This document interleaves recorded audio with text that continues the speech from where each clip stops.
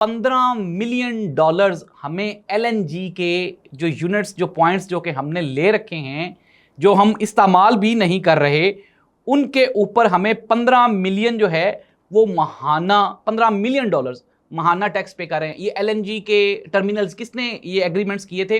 یہ شاہد خاقان عباسی اور مفتاح اسماعیل نے کیے تھے، اور آج PMLN کے جو موجودہ وزیر علی پرویز ملک صاحب ہیں انہوں نے انکشاف کیا ہے کہ اس دور میں یہ بالکل غلط کیا گیا تھا جب میاں نواز شریف صاحب کی حکومت تھی۔ اگر غلط کیا گیا تھا، نواز شریف صاحب کی حکومت میں غلط ہوا تھا، آج شہباز شریف صاحب کی حکومت ہے تو آپ اس کو ختم کر دیں۔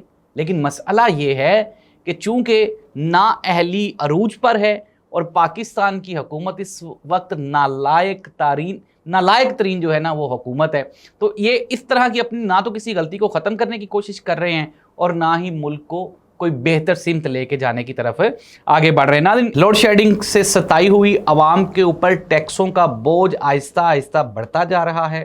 پاکستان میں جو انرجی کے سورسز ہیں وہ ختم ہو رہے ہیں، دنیا جنگ کی طرف جا رہی ہے، ابھی تک کوئی ایگریمنٹ نہیں ہو پا رہا، تو آنے والے دنوں میں پاکستان کے لیے چیلنجز بڑھ جائیں گے۔ وہ حکومت جو انٹرنیشنل سالسی کروا رہی ہے اس کو چاہیے کہ اپنے ملک کے اندر بھی بہتری لے کر آئے تاکہ عوام کو کوئی ریلیف مل سکے۔ اس دعا کے ساتھ کہ اللہ اس ملک اور قوم کا حامی و ناصر ہو۔ اللہ حافظ۔